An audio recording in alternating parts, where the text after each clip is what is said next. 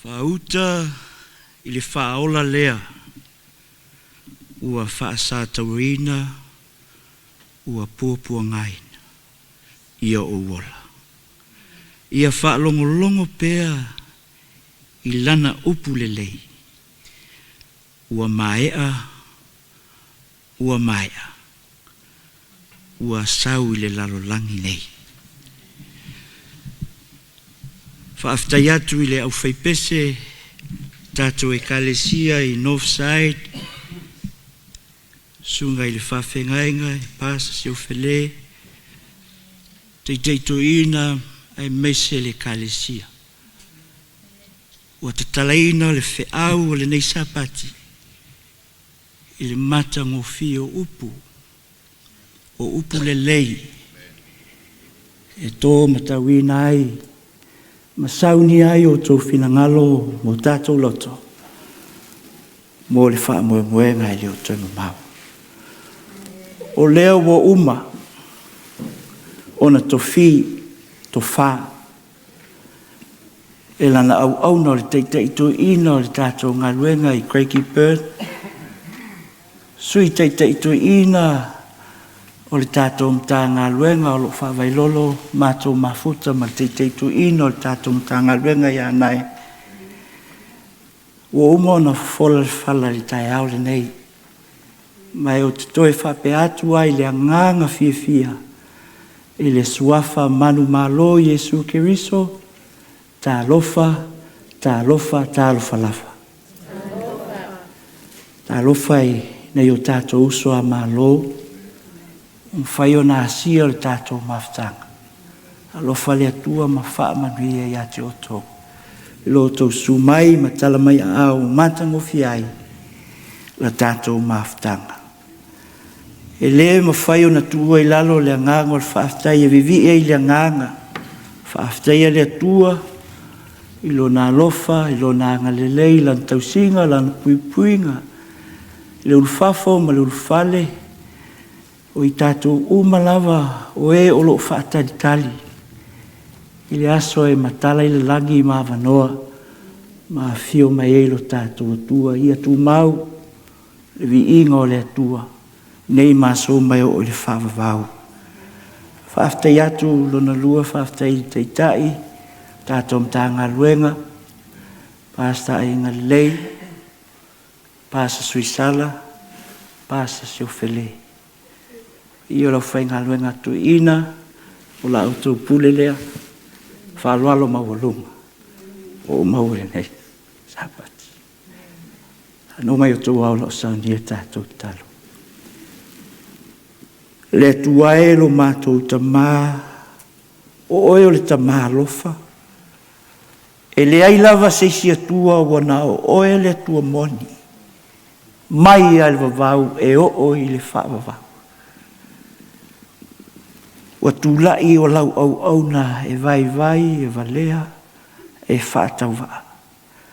A lau tatalo i le sapati le nei, ngā tia, le fuefu le ele, hawa o mai le nei au fia e whaalongolongo i ate o Jesu. O le puna o le paiola. Whawhanga mai i mātou, whaatumu o mātou hipu. E mawhai o na tatala lo mātou wa ai le tuae, e le taulanga e tu tasia e afe na e tāpeneina. Mo i mātou o lau Fanau. Whaamanuia mai vi ia lau suafa. Amen. Ole autu o le whiau, o le sapati nei, ma whauwhaunga whaleanganga. Au e alala mai o e whaalongo i lau leo. O au whautuina Fanau mai ina i oti. Born to die. O le mau autu, e apa tātou whaitau mai le ngangana whasamua. Whamole ma ngangana whapetania i a maua whaitau.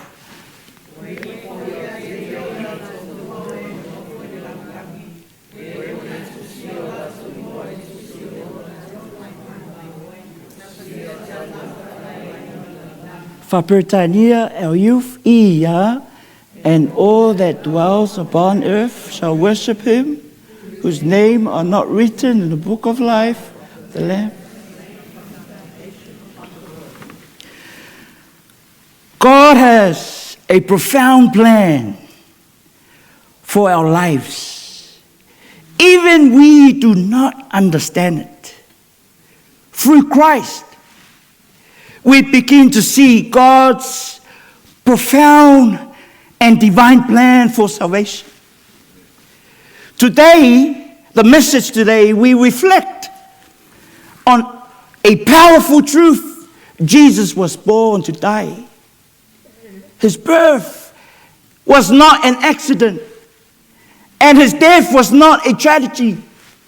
With purpose, from very beginning, it was part of God's divine plan, a profound plan to save humanity.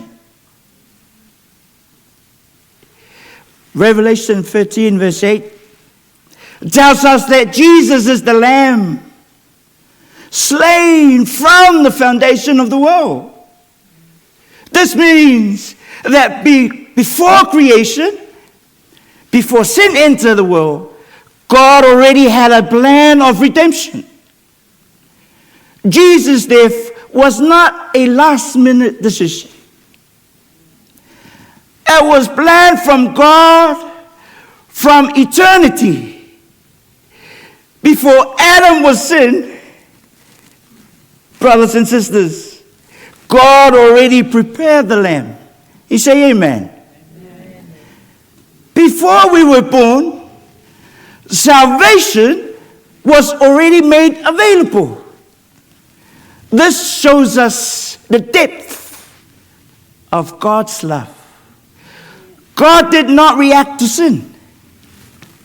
He already had answer. Jesus was born with a mission to be the sacrifice for our sins. The cross revealed the heart of God. It shows his justice. Sin must be paid. It shows his love. He paid it himself.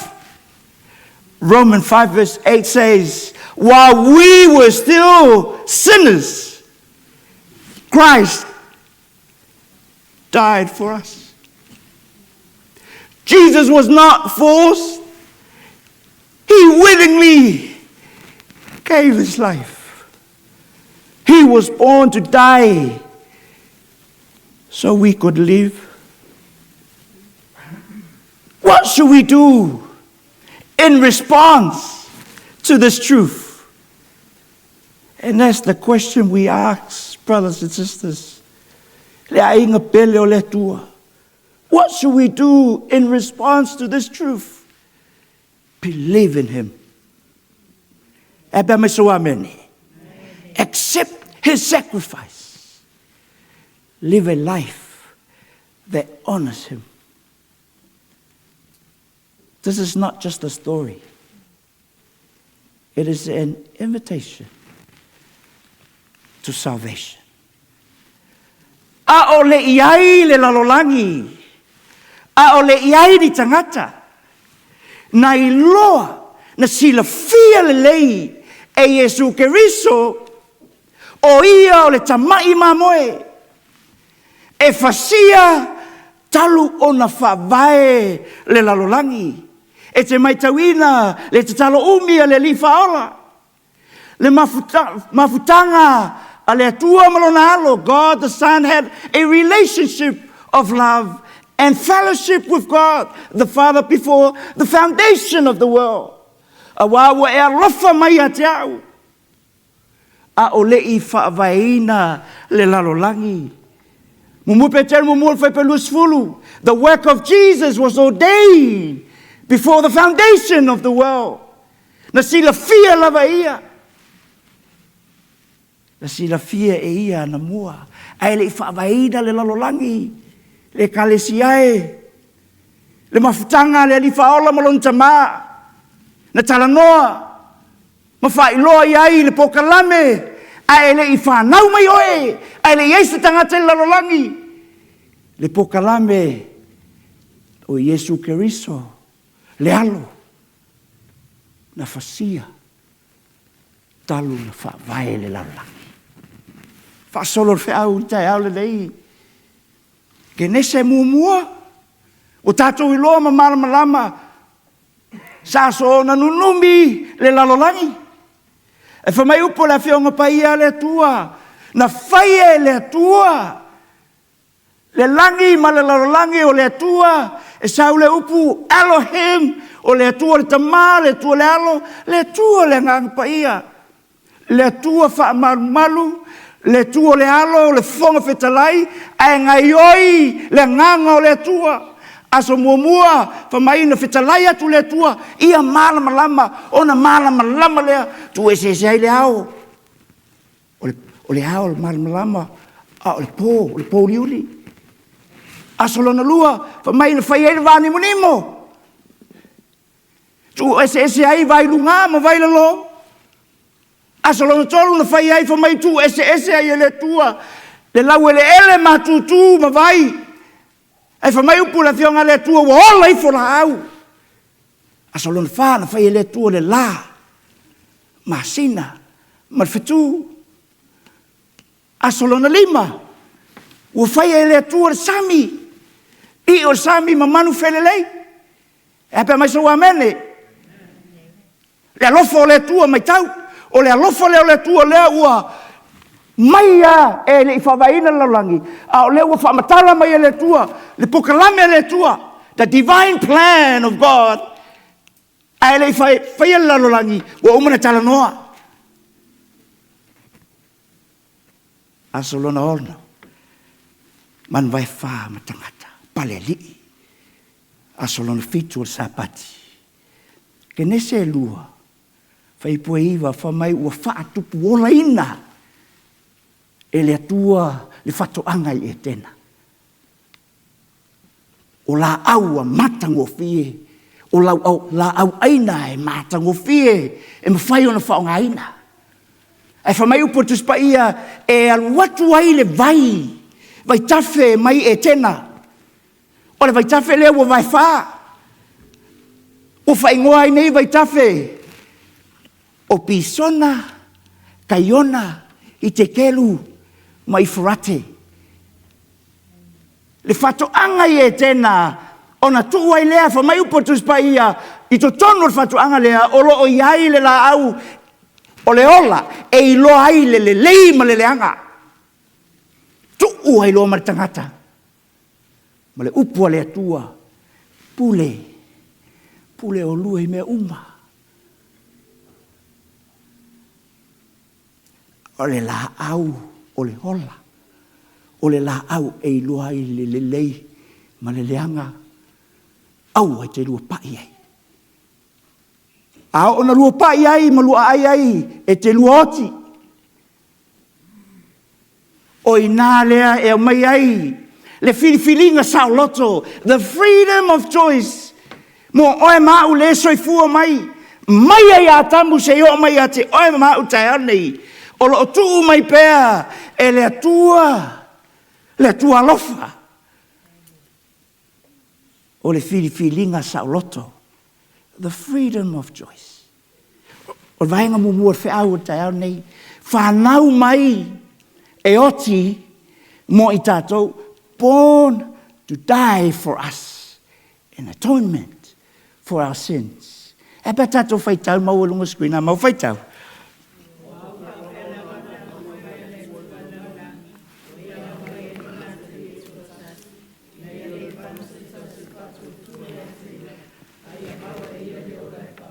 In English, iya.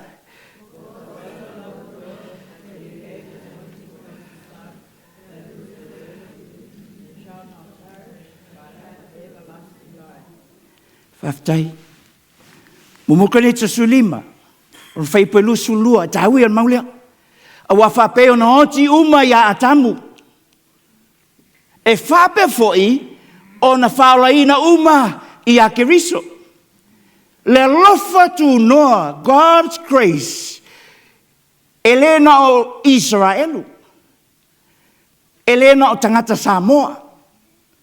O le upula i lunga o le lalolangi atoa. A tamu, fa solo mai lea au ngā tupulangu setu e nosa ka e nona malaelu ia retro e noka me tusela la meko noa. Na iai le whaarutanga i le waa. Le alofa o le atua. E pēr mai sau amen. O le whiriwhiringa sa o loto tangata e whiriwhiri ai. Le upo le atua pele ai. But God's grace was there. E ala i le waa. Se laulu su tau sanga o langa noa. Mai e whau le waa. I tai.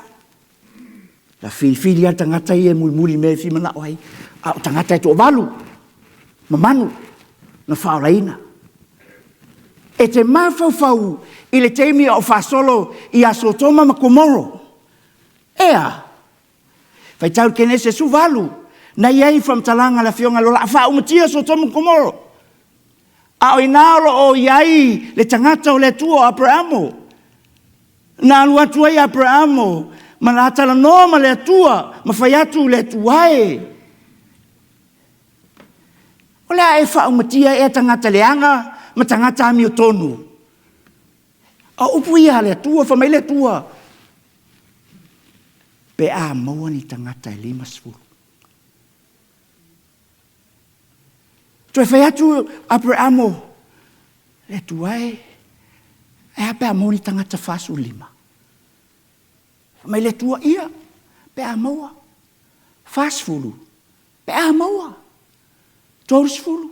Wa o le 2. Ai toi whai atu Abrahamo. E hape a maua ni tangata e se fulu. E whamai le tua. Pe a maua.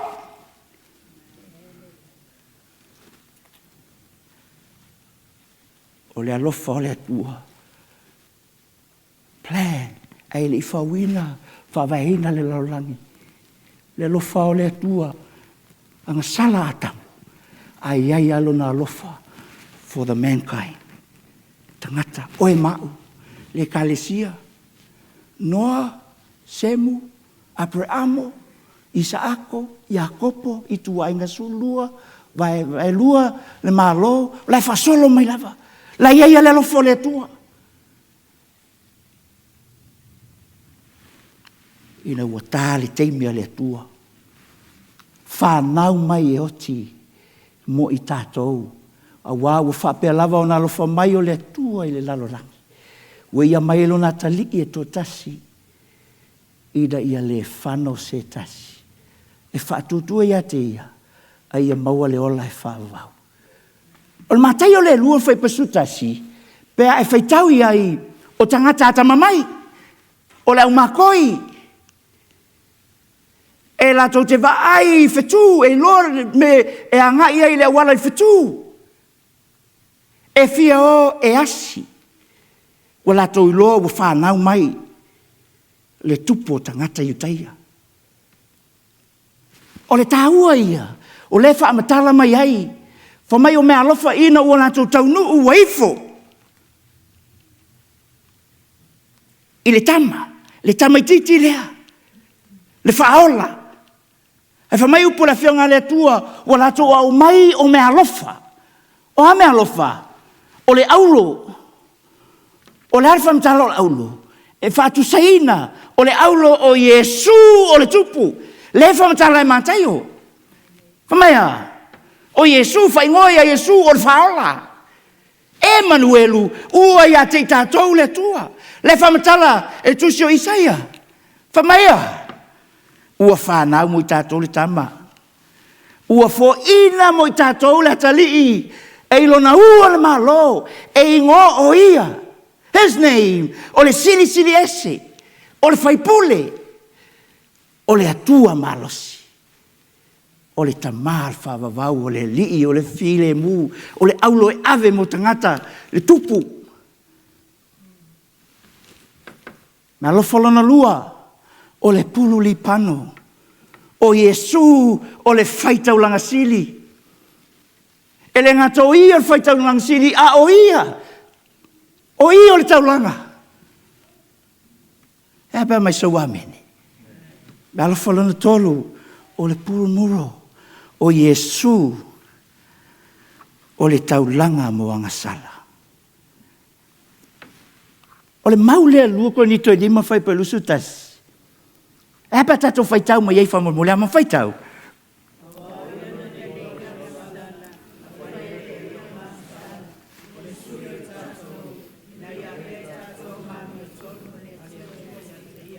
Faftai.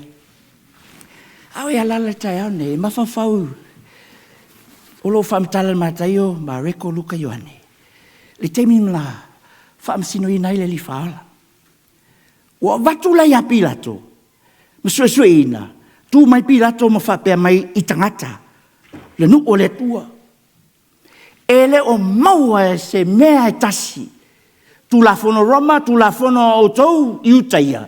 Ele maua se mea leanga e sala i tangata leo Yesu. Ele i umatu upu a pilato ai alalanga mai tangata. Tatala mai parapa. Tatala mai parapa. Tatala mai parapa. Ua mai parapa ua fasaloto. Tau tifia le kalesia peleina. O le wingo le no parapa. Pea e susuina i le ngangana Aramek. Pa atali. Apes. O le tama. O lona winga. O le atali. O le tama. Le ngo parapa. And I sit there and I cry. Aisha. E alu tatou mawhawhau ia parapa lea, le tusitus pa ia. A o au o parapa. O au le atali o le tua, leo te sauloto. Leo te savali. Leo te ai. Au le tangata anga sala. He peo parapa. O le fasio tangata. O le ngoi, o le whaumea. Fau vale le nuhu o Roma. E fasau loto. Fanau mai e oti. Mo oe mao. A wao ia. Na le ilo le angsala. Na whaia le ia ma angsala. O le sui o i tātou. Ida ia ve i tātou. Mami o tonu le tu. Wahenga lona lua whiau, ki le manao e umi. Fanau mai e veo se taulanga ola. He saunia. Le whao tanga mo tatu. Born as a living sacrifice. To prepare the way for our salvation. E peres ful fai pas ful. E patato fai tau whamur. Fai tau.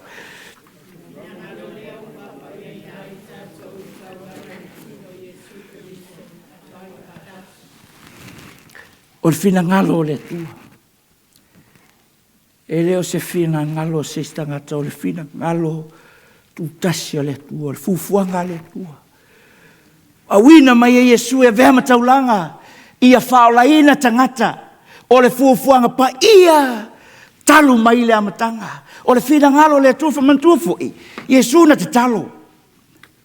Lo tamai. A fai e mawhai. Ave ese le nei. Ai au nei fai alo uloto. A o lo fina ngalo. O le fina ngalo tu tasia le tua ta ma. Ilo na talii. Ia fio mai e Maliu i Kalevario. Ina ia whapa ia ina hai tātou. Mai tau mai e pero even fai pe lusulua a le ai se whamalingi ino le toto. E le ai se whaamangalo ino tātou anga sala. E peresfuru fai pesuiva. Ta ue al maulea. O le nei o tātou sauloto e uluatu il me silio na pa ia. Ono lea. Ono le toto. O le tamai mamoe o Yesu Keriso. E pe alanga sa ua mene. Mafuanga na ua mawhaia e oe mau. le tangata nga sala le au parapa. Wa parapa. Ngā tie le tua lo whatau waa. Au wha ngai lo nā nganga pa ia e ngarue. Mama whai ai. O na pai atu ia ai o whina ngalo ma wha moe moe. Le tāua le taulanga. I le taulanga i le tino. Mai tau mai. E te whai tau le Ioane am ta mo whai pasu wha. Wa mai wa liu tino tangata le lokou. Ua whanau mai. Ua whia ai. Ua whia enu. Ua mawhai ona ia langona. Wa te leo tātou e histemi tinana whaalonga to le iri tangata. Ai whai atala e whatatau tangata lea. O Yesu lau whanau mai. Ua mawhai ona ia langona. Ona ti ngā. Ona maftianga. Ti ngā ina i le teimi o whasatarina. Tau si fia le kalesi. O le teimi lea. Pea e baba ai ei. I le teimi o whasatarina. Elo tātou li whahola. O Roma, pei o le whasalanga le hanga lea e whasala i tangata panguta le hanga. E le manao ia vave o na oti. Ai tau mawhai ida ia umi ma whaati ngā hina. Se yo o lava ina ho o le teimi matua la ngona tangata lea le ti ngā hina. Le tino lea u whapa ia ina i o e mahau le kalesia. E lei whaingo fie.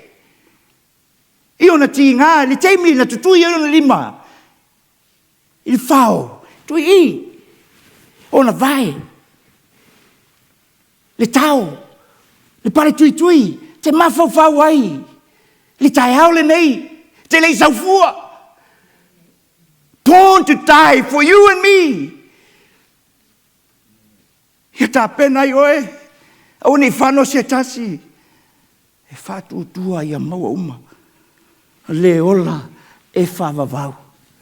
Wahenga mulmuli o whiau. Whāwhtai le tua. Mo le taulanga nau foina. Ma le ti ngā, ma le whautanga. Mo le whānautanga. Tai hao le nei. Tanga lue ngai. Hau ea lala mai tai hao nei. Oe sisira mai lungu. Pea au ngalu lea. Tātou sa mua i ele upu e whapea. Aona. O mai nisi ma whalolonga. E whapea upo to ina. Ia whaaftai atu lo tuanga lele. E la e siva mai. A o le hala o pese atu. Le ala foi la whaila uia vahenga. Le la pese atu. O le tai aole nei. E ele fesili. E te fesili o le a. Sau mea se mea whaila unga le atu. E whai. E tau iai le lofa lea. Whaftai le tua. E le na le upu ma le ngotu. Au le hamio ma le whamau.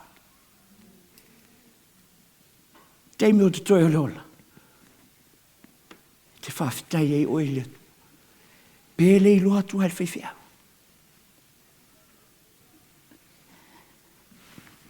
Pele i loa te toi.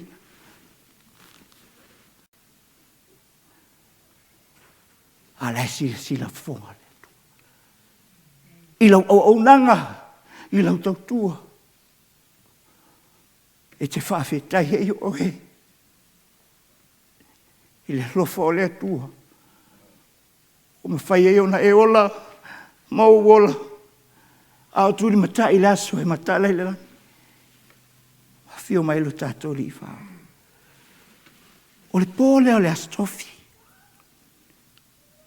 O le paseka. Mana tua foi le paseka, le whamtala le soto e sulua.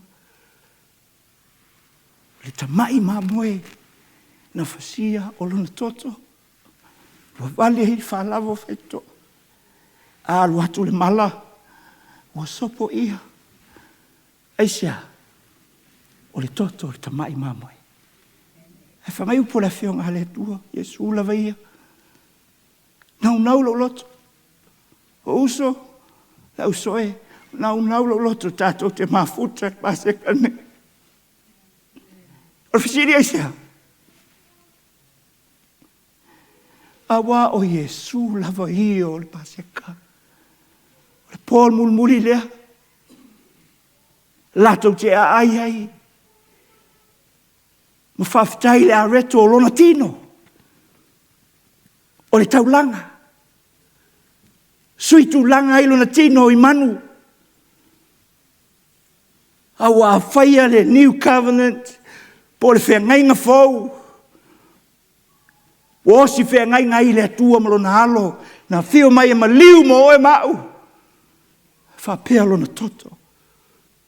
E wha maa ngalo ina ai. E wha malingi ina lona toto. E wha maa ngalo i ang sala. O ma whaia no e sao loto. E ulu atu i me sili ona paia. Woman whamanama ia mau ia. Ia la tatou o mau muli. E pa tatou whaitau. Roma e walu whaipa su fitu seu su walu. A mau whaitau.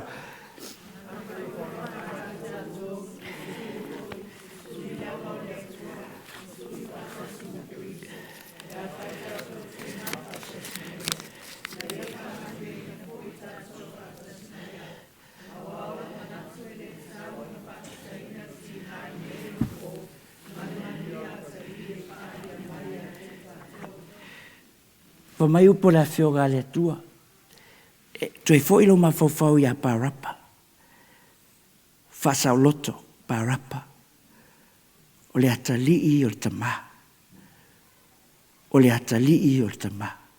O oe mau o le atalii o le atua. O oe mau o le atalii o le atua. Pa mai upo la whioga le tua. A whai foi o Fanau i tato. O suli foi. O suli lava o le atua. O suli whaatasi makiriso. Pe awhai. Tātou te ti, ka whaatasi mai ia. Ia whaamanuia mai. Fo i tātou whaatasi mai ia.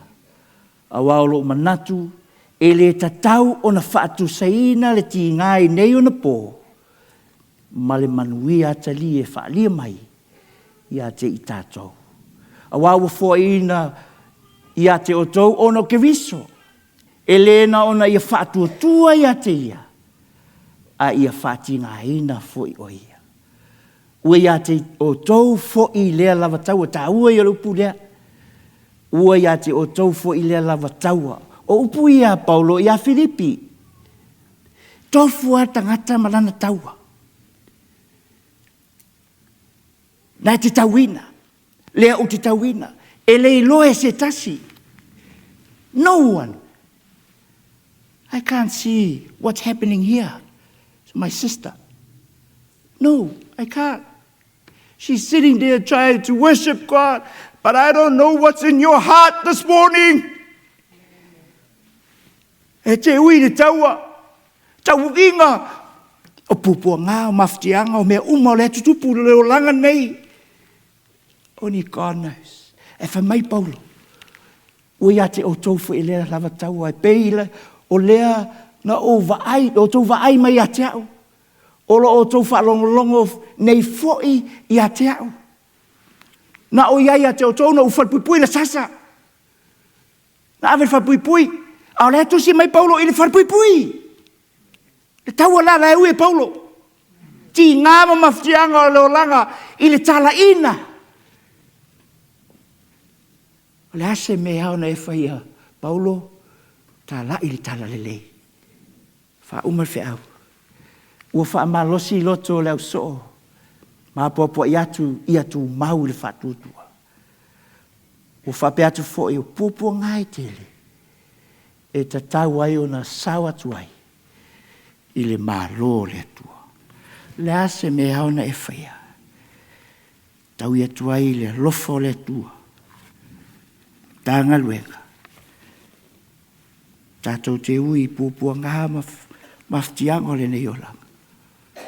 O le manuia mamafa ua tā pena i le tua mo e mau. O le langi ma le ola e whawa.